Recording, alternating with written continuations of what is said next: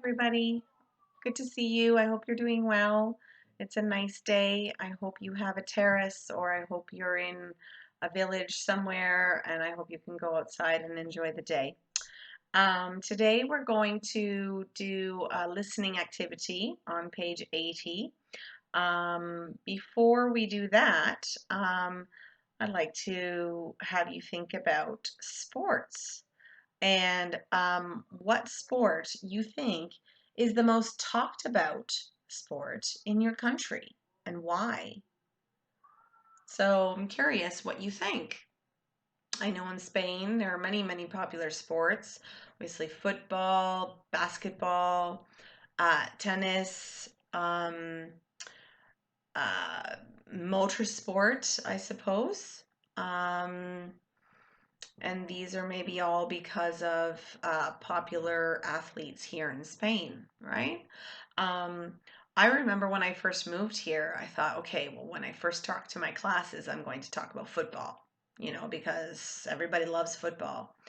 And I was actually surprised as to how many people said, oh, Chris, I don't like football or I don't watch football. I prefer basketball. And I remember that was my first shock.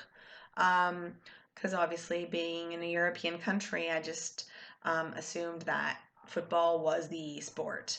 Um, but yeah, and that at that point, at that time, it was definitely basketball. So I wonder if you have the same opinion or if you think differently. Okay, so before we listen, um, look at activity 1 on page 80. Read the lead-in sentences and questions in exercise 2 and underline the key words in pairs. Discuss what you expect to hear. Obviously, you can't discuss what you expect to hear, but as usual, before you do this part of the listening, it's always important to underline the key words in the question and in your options so that your ear is a little bit more prepared for what it's going to hear. So pause the video, and when you come back, then we'll do the listening. Of course, I'm going to read it. So I'm sorry. I hope I do a good job. Okay, so pause the video and then we'll come back. Okay, so we're ready to go.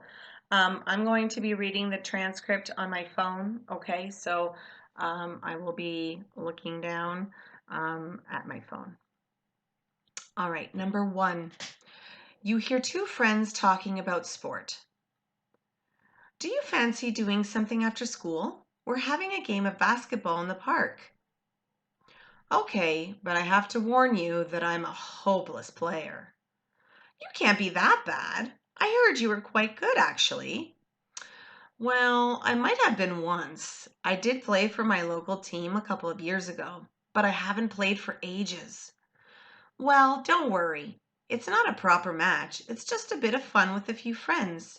Anyway, who knows? You might get back to your old form. Okay, why not? Number 2. You hear a professional tennis player talking on the radio. All people ever ask me is whether I'll be ready to play at Wimbledon this year. It's the one championship event I don't want to miss. Any player would feel the same. I also feel that I'm ready for the challenge of Wimbledon, and I'm confident that I can match the level of the top players. But I might not have the chance. Whether I'll even get onto the courts or not really depends on my injured wrist. If I have to miss the event to get back to 100% form, then that's what I'll have to do. But it's such a tough decision to make. 3. You hear a man talking about football. What I really enjoy is the incredible atmosphere during a match.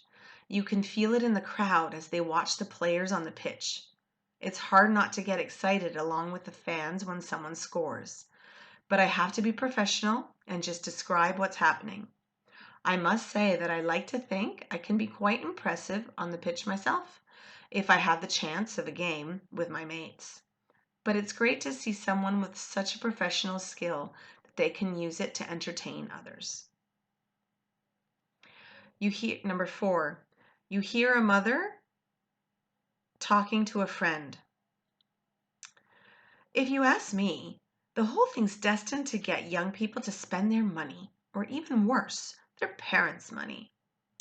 Well, every time my son disappears into a shop selling sports clothes with designer labels, my heart sinks.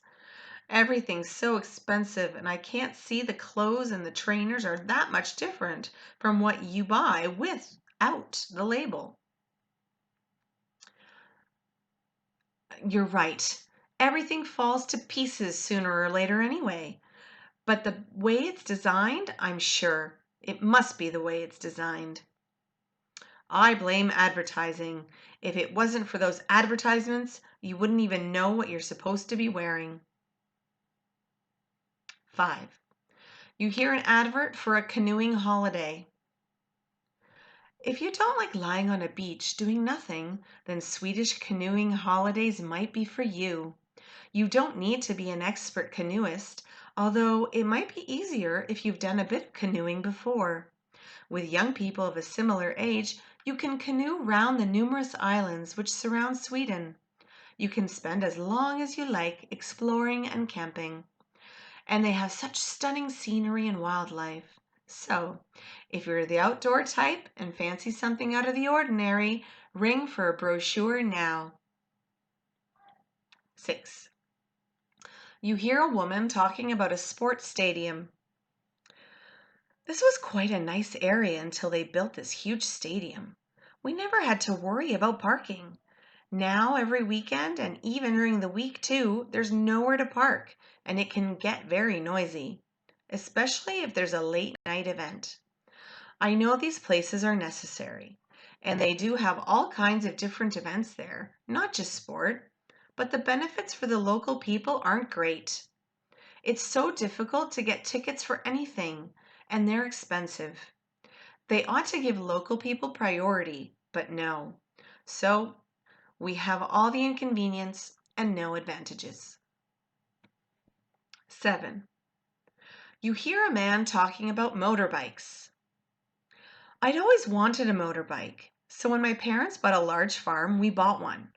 I thought it might be great for traveling around and fun to ride, but I didn't realize the ground was quite so hilly in places, and I didn't feel very confident about using it on steep slopes. They say the bikes are safe, but they shouldn't make statements like that. Motorbikes are very different from cars. They respond quickly. Anyway, one day I was riding up a difficult hill when it suddenly tipped over. Luckily, I wasn't badly hurt, but I might easily have been killed. I sold the bike quite soon after, and I've never been on one since. And number 8. You hear a teacher talking about sport. I'm a great believer that all young people should do sport. It's great physical experience, but that's not the only point. In my opinion. A lot of people object to sport because they think it's too competitive. But that's not necessarily a bad thing. It just has to be managed properly. I think it's one of the few things that helps young people to work together and rely on each other rather than just on themselves. This can be such a useful thing in adult life. And often the people who aren't successful in life are those who didn't enjoy sports when they were younger. Okay, so that's the end of the listening.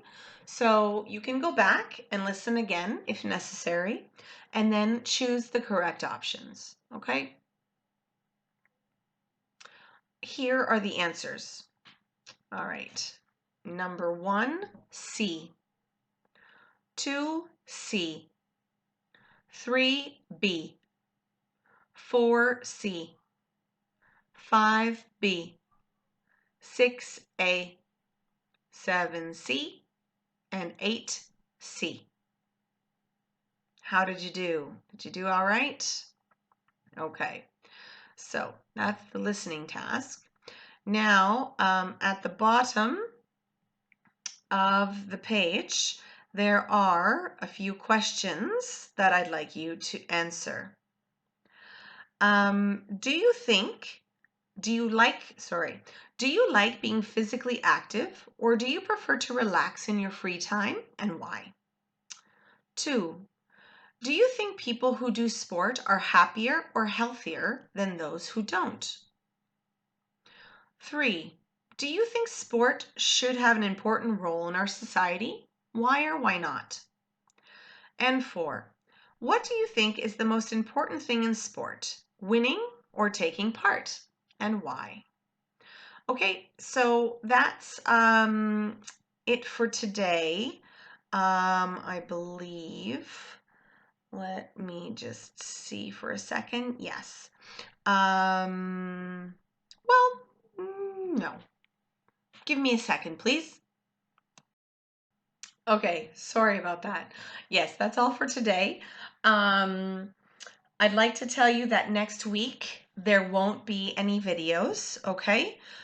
Because of Semana Santa, all right? So we're going to have that week off. But if you do want some extra work, especially thinking about the exam and doing exam practice, if you go to the English School Lugo website,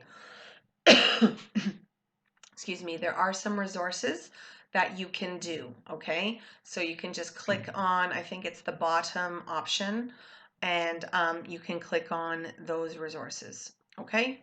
So that's it for today. We'll see you soon. I hope you have a very happy Easter, and we'll talk to you, excuse me, in 2 weeks. Okay, bye.